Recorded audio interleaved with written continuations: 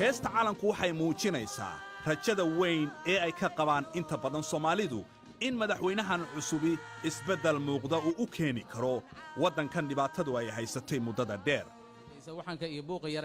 caleemasaarkiisa waxaa ka soo qayb galay madaxda gobolka oo ciidankoodu ay qayb ka yihiin kuwa midowga Afrika ee nabadda gacanta ka siinaya Soomaaliya.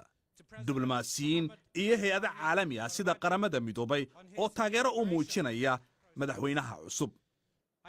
laakiin madaxweyne Farmaajo waa uu dareensan yahay caqabadaha ugu waaweyn ee ku horgudban dawladdiisa. waxaan diyaar idinla nahay inaan dhalinyaradaas la khalday aan gacmo furan ku soo dhaweyno oo aan siino waxay u baahan yihiin ay ku shaqaystaan iyo nolol. kuwa u shaqeeya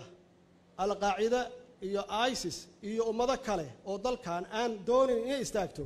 waxaan idin sheegaynaa waqtigii waa dhammaaday ummadda Soomaaliyeed ee qaybsanaayeen. uma muuqato in baaqaasi iyo kuwa kaleba ay kooxda al-shabaab ee dagaalka kula jirta dawladda ay u soo dabci doonto. maalmo uun kadib markii la doortay ayay ahayd markii weerar ay ku qaadeen suuq dadku ay ku badnaayeen oo ku yaalla magaalada caasimadda Muqdisho kaasi oo ay ku dhinteen dad ka badan 30 qof. inkastoo uu haysto taageerada shacabka iyo beesha caalamkaba waxa ammaan darrida ka jirta Soomaaliya iyo dagaalka shabaab ay noqon karaan caqabadaha ugu weyn ee ku horgudban madaxweynaha cusub ee go'aamin doona inuu guulaysto iyo in kale. haddaba Farxaan Maxamed Jimcaale ayaa la hadlay Xasan Cabdi Xayle oo ka faalooda arrimaha siyaasadda ee Soomaaliya waxaana uu weydiiyey waa maxay caqabadaha ka hor iman kara madaxweyne Farmaajo. dhibaatooyinka waaweyn ee hor yaala haddii laga soo tago mawduuca ama issuega ama yani nabadgelyada oo ahaa qodobkii koobaad oo dawladda asaga ka horreeyay ama Soomaaliya maanta xaaladda ka taagan yani nabadgelyo la'aanta ay tahay gaar ahaan ururka shabaab dagaalada oo wada waxaa ku soo xiga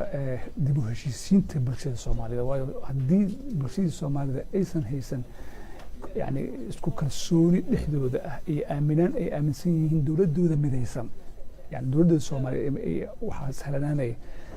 waxyaabaha uu ka baqayo oo ah issue kalabaad oo dhinaca gudaha laga fiirsho xagga ammaanka dhinaca dibadda ka imaanaya oo ah faragelinta dawladaha shisheeye ama kuwa dariska ha noqdaan ama dawladaha kale oo aan dariska ahayn laakiin danahooda ka hormarinaya dhibaatada Soomaaliya waan aragnay. khudbadiisa caleemasaarka markii uu hadlay madaxweynuhu waxa uu baaq u jeediyay al-shabaab iyo kooxaha la dagaalamaya. ma kula tahay in ay dhageysanayaan oo ay qaadanayaan ama ana shabaab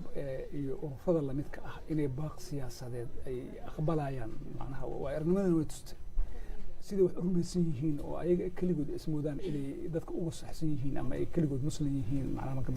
diinta islaamka la fiirsho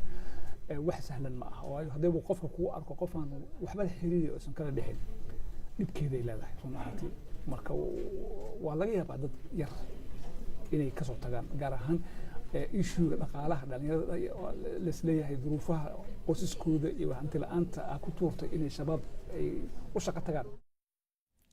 faahfaahin dheeraada oo ku saabsan warbixintan iyo kuwa kaleba waxaad ka heli kartaa bogga BBC Somali adigoo ka galaya moobilkaaga.